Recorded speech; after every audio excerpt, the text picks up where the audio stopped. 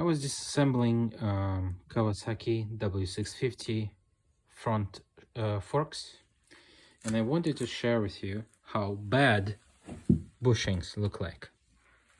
Now look at this. You see this?